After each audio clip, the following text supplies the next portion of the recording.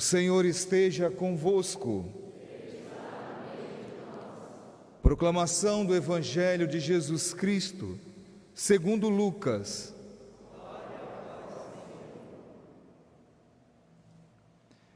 Naquele tempo, vieram algumas pessoas trazendo notícias a Jesus a respeito dos galileus que Pilatos tinha matado, misturando o seu sangue com o dos sacrifícios que ofereciam.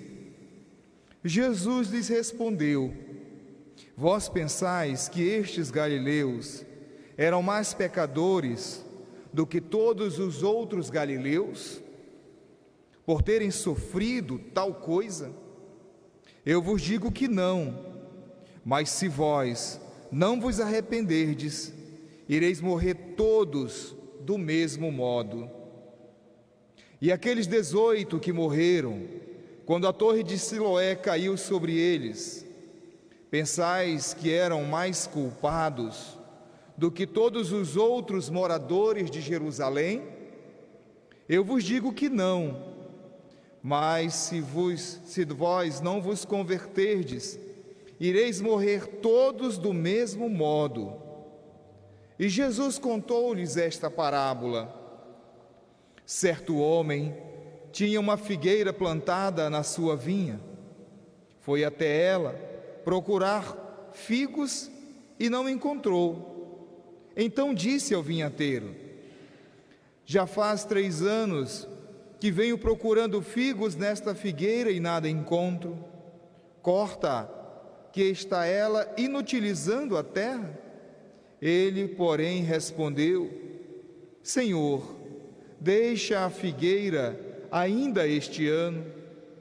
Vou cavar em volta dela e colocar adubo. Pode ser que venha a dar frutos. Se não der, então tu a cortarás. Palavra da salvação. Espírito Santo, luz divina, iluminai-nos. Podemos sentar, filhos queridos. Prezado Diácono Sena, os irmãos que estão em casa, nos acompanhando pelas redes sociais, galerinha do JUFS, que conduz a liturgia hoje, e a galerinha do JUB, que está fazendo aniversário. Quem é de JUB fica de pé, para o padre ver onde estão os JUBs. Olha aí a galerinha fazendo o grupo de jovens JUB, celebrando 40 anos, gente. Um grupo de jovens com 40 anos já está velhinho, né? Vamos dar uma salva de palmas para o JUB. Obrigado, galera. Valeu.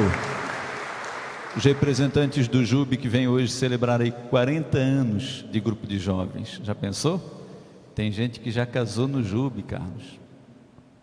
Já tem filho. Quem começou no JUB 40 anos atrás já pode ter até neto, né? Maluco. Já pensou? Neto do JUB? Oh.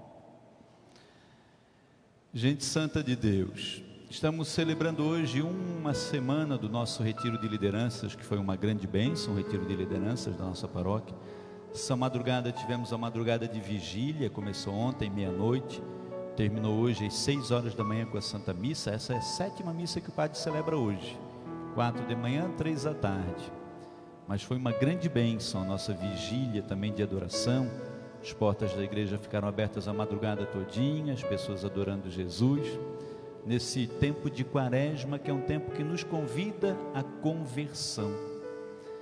É um pouquinho isso que nós lemos hoje no texto do Evangelho de Lucas, porque Jesus Cristo é questionado, as pessoas chegam a Jesus para questioná-lo a respeito de 2 situações. A primeira, eles chegam para Jesus e perguntam sobre umas pessoas, uns galileus que Pilatos mandou matar. Eram galileus que adoravam a Deus, o Deus único e verdadeiro, e Pilatos, não contente com isso, mandou matá-los. E daí as pessoas chegam para Jesus e perguntam, né, falando dos pecados deles, e Jesus diz: vocês acham que esses galileus, porque foram mortos por Pilatos, eram mais pecadores do que os outros galileus? E Jesus diz: eu digo que não. E aí Jesus fala assim: mas se vocês não se converterem, vão morrer igual eles. E aí eles perguntam a Jesus sobre 18 pessoas que morreram com a queda da torre de Siloé. Caiu a torre de Siloé sobre as pessoas, morreram 18. E eles perguntam, e Jesus afirma: vocês acham que esses 18 eram mais pecadores do que os outros moradores de Jerusalém, que não morreram? E Jesus diz: eu digo que não, mas se vocês não se converterem, vão morrer também como eles.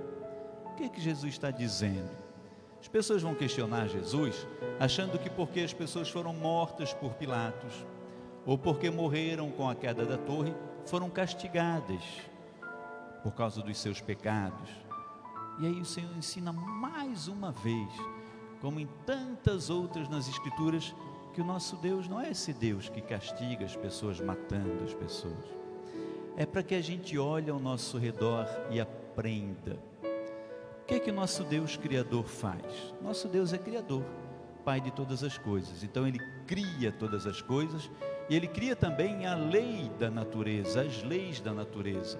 E depois que Ele cria, Ele não interfere mais nas leis da natureza. Quando Ele interfere nas leis da natureza, acontecem os milagres. E Deus não fica fazendo milagre o tempo todo. Faz milagre de vez em quando, continua fazendo, quando Ele interfere. Então o que isso significa? Significa que as criaturas de Deus e a criação de Deus, elas vão avançando, seguindo o círculo da vida, a lei da natureza. O homem pode causar algumas desgraças, como a gente já está vendo que está causando, né? Mas não é castigo de Deus, é o livre-arbítrio do homem. Então, se alguém sofre, se umas pessoas têm doença e outras não têm, se umas pessoas têm mais doenças do que outras, se umas têm doenças que as fazem sofrer mais, não é porque elas merecem esse sofrimento, não é porque alguém merece sofrer, não é porque alguém foi pecador. E o primeiro de todos os exemplos é o do próprio Cristo. Ou você acha que alguém neste planeta sofreu dor como a dor que ele sofreu? Ou você acha que ele sofreu porque mereceu essa dor? Ele merecia? Merecia, gente? Assim acontece conosco também. Não é por merecimento. A pessoa está lá no hospital por merecimento. A pessoa teve um problema de saúde por merecimento. A pessoa morreu com a queda da torre por merecimento. Não é. É o ciclo da vida. É assim. Só que aí tem uma coisa que a gente pode tirar como lição, que é o texto da segunda leitura, que é uma carta que São Paulo escreve aos Coríntios, falando de diversas situações, mas tem um momento da carta de Paulo aos Coríntios que Paulo diz assim, né? Ele fala assim: esses fatos acontecem para serem exemplo para nós, a fim de que nós não desejemos coisas más, como fizeram aqueles do deserto, que morreram, que a gente não murmure, como alguns que só sabem murmurar, e por isso são mortos pelo anjo exterminador, o anjo da murmuração. Se a gente fica murmurando, reclamando de tudo, a gente atrai o anjo exterminador.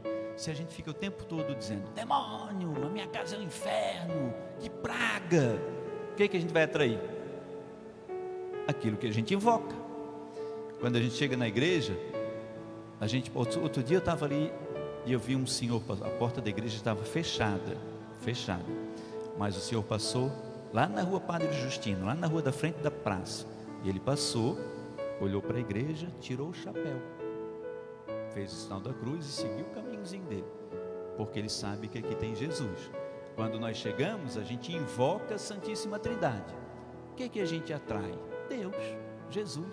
Se a gente fica murmurando, está tudo errado na minha vida, nada dá certo, e fica falando palavrões e invocando, é isso que a gente atrai. E aí a gente é morto pelo anjo exterminador. Então essas coisas que acontecem ao nosso redor servem para a gente como um sinal. Sempre que eu vou fazer um sepultamento, um velório, um enterro de alguém, eu peço que as pessoas percebam aquilo que está acontecendo, e peço que as pessoas tomem consciência de que um dia Quem estará ali seremos nós. Para isso, essas coisas podem servir para a gente, para que a gente reflita e para que daí a gente assimile isso que Jesus diz. Se você não se converter, vai morrer como eles, como esses que morreram e ficaram no deserto. Então essas coisas são um sinal, e São Paulo termina dizendo assim: para que aquele que julga estar de pé, tome cuidado para não cair. Para aquele que julga estar de pé, para aquele que julga estar doente. Bom, se a gente faz uma comparação com relação à saúde, e a gente vai visitar alguém que está muito doente, e daí a gente começa a perguntar, e a pessoa diz: fumou a vida toda, bebeu a vida toda. A gente olha e diz: eu não vou fumar e nem beber, porque eu não quero ficar assim. Eu estou fazendo uma comparação, me desculpem, mas é para que a gente olhe para as coisas que aconteçam ao nosso redor, e que a gente não morra como esses que morrem sem achar que vai existir eternidade, sem pensar no Deus da vida que nos chama e nos chama uma vida nova. Os que vivem como se não fossem morrer, como se achassem que um dia não vão estar diante de Jesus, como diz o Cristo do Evangelho, na parábola que ele conta da figueira. Por falar nisso, o Figueira foi classificado, né, gente? 2-2, empate terrível, mas classificou. A figueira, o homem vai lá, o Senhor vai lá buscar o figo na figueira e não encontra. E aí ele vai 1 ano, 2 anos, 3 anos e não encontra o fruto. E aí ele fala: vamos cortar. E ele ainda diz assim: por que está essa figueira inutilizando a terra? Uma figueira que não produz frutos. Mas aí vem, hoje eu vou cansar o Frederico, cansar o Frederico, eu tenho que ficar mexendo a câmerazinha para lá e para cá. Ele diz assim, gente, olha só: o Senhor, depois que Deus pede para cortar a figueira que não produz frutos, o Senhor Jesus, que intercede por nós, diz assim: deixa a figueira ainda este ano, vou cavar em volta dela, colocar adubo, pode ser que venha dar fruto. Se não der, aí então podes cortar.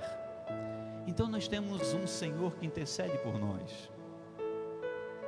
Mesmo que a gente esteja 1 ano, 2 anos, 3 anos sem dar frutos, mesmo que o Senhor Deus Todo-Poderoso tenha concluído: olha, acabou o teu prazo, já dei 3 anos para te dar fruto, não desse fruto, vamos te cortar.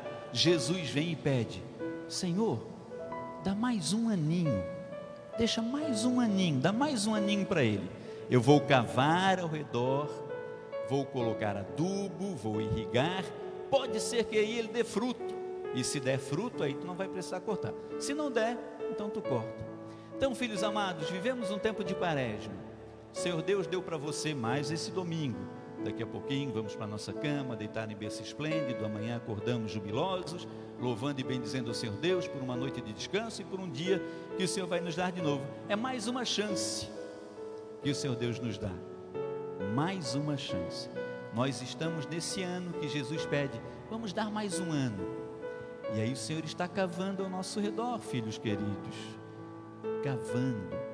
Está dando para o Jube a chance de celebrar 40 anos. Quantos frutos? Quantos passaram pelo Jube e produziram frutos? E quantos passaram e não produziram?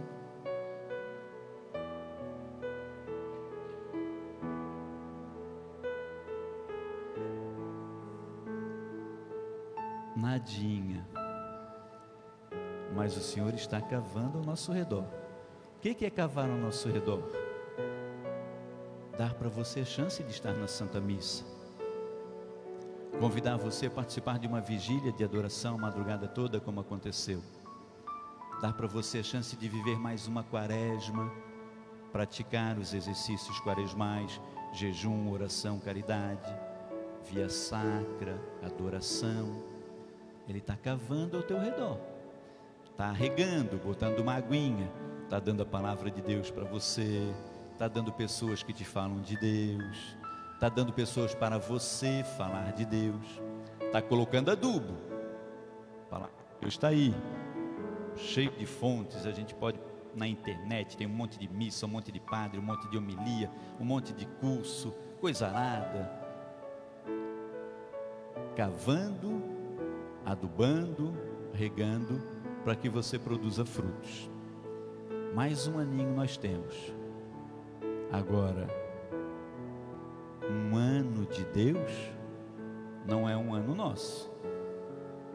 Pode ser que o ano de Deus sejam alguns minutinhos, pode ser que seja um século. O ano de Deus não é o nosso ano, mas nós estamos nesse ano que o Senhor pede, mais um aninho, para ver se vai produzir fruto. Que Ele chegue diante de nós, peça os frutos e nós tenhamos frutos para dar. Fruto de conversão, fruto de bom testemunho, fruto de coisas boas, fruto de oração, fruto de caridade, fruto de bons exemplos. Que herança você deixou? Não herança financeira, herança de testemunho, herança de bom exemplo. Deus que a gente cantou no Salmo, né, Dudu? Deus que é bondoso e compassivo, Deus que é bom e que tem compaixão, o Deus que se revela. Esse texto que a gente leu hoje, do livro do Êxodo, é o capítulo 3, é belíssimo, porque é a revelação de Deus. Deus se revela a Moisés, e aí eu encerro, tá, meus amores? Deus se revela a Moisés, mas olha que interessante a revelação de Deus a Moisés. É interessante nós observarmos uma perspectiva dessa revelação, que é assim, ó. A palavra de Deus diz: Moisés apacentava o rebanho de Jetro, que era o seu sogro, e ele era sacerdote de Madiã.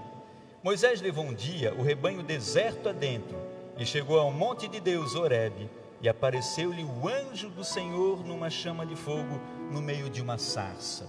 Veja, meus amores, Moisés, ele apacentava o rebanho do sogro dele, Jetro, por anos, muito tempo, 40 anos, como Jube. Gente, não é, eu estou só usando exemplinho, tá, meus amores? Só porque o Júbilo está fazendo aniversário. Moisés estava lá, apacentando o rebanho do seu sogro Jetro, por muito tempo. Conhecia toda aquela região, tinha ido por todos os lados, conhecia tudo. Um dia ele levava as ovelhinhas para um lado, um dia levava para o outro, um dia levava para tomar aguinha aqui, um dia o pasto acabava, levava para o outro.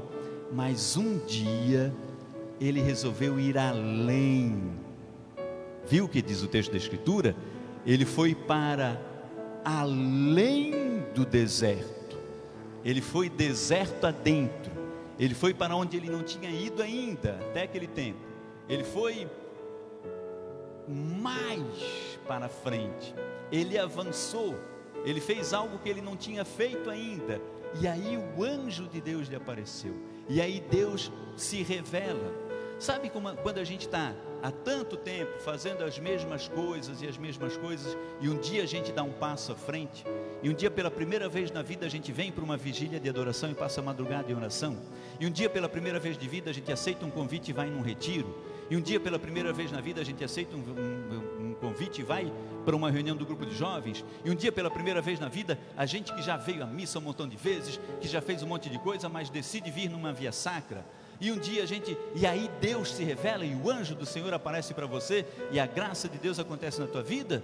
É isso, é quando a gente apacenta, quando a gente vem, mas um dia a gente atravessa, a gente vai à frente, a gente diz: essa quaresma eu vou vivê-la bem, essa quaresma eu vou meditar na palavra de Deus todos os dias, como eu nunca fiz, essa palavra eu vou fazer caridade como eu nunca fiz, essa quaresma eu vou dar daquilo que eu puder, como eu nunca fiz, esta quaresma eu vou jejuar como eu nunca jejuei antes. É esse ir além, e ir aí dar a chance de que o Senhor se revele e traga maravilhas para você. E para Moisés o que Deus diz? Eu sou aquele que sou, eu sou o Deus de Abraão, o Deus de Isaac, o Deus de Jacó.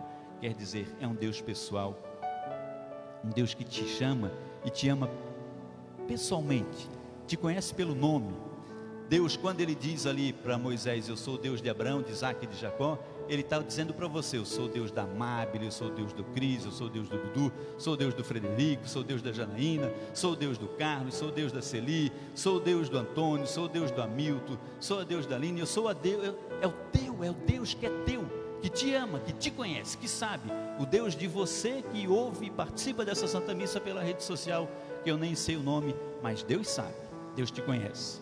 Ele é o Deus de Abraão, é o Deus de Isaac, Deus de Jacó, Deus do Padre Sedemir, Deus do Diácono Sena, é Deus pessoal, te conhece, sabe das tuas aflições. Ele diz: ouvi o clamor do meu povo, conheço as suas aflições e vim para socorrê-lo. Invoque, invoque sim, mas invoque o nome do Senhor teu Deus. Invoque sim, mas invoque o Espírito Santo.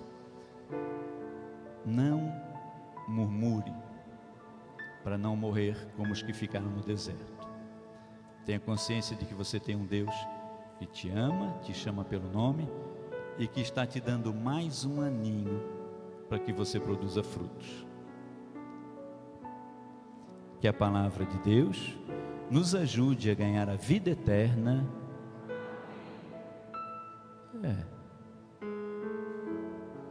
Sabe o que significa amém? O que significa amém? Assim seja, eu creio, é isso mesmo, aí seu padre. Então que a palavra de Deus nos ajude a ganhar a vida eterna. Oh, glória a Deus. Aí é um amém de quem crê e quem vai para o céu.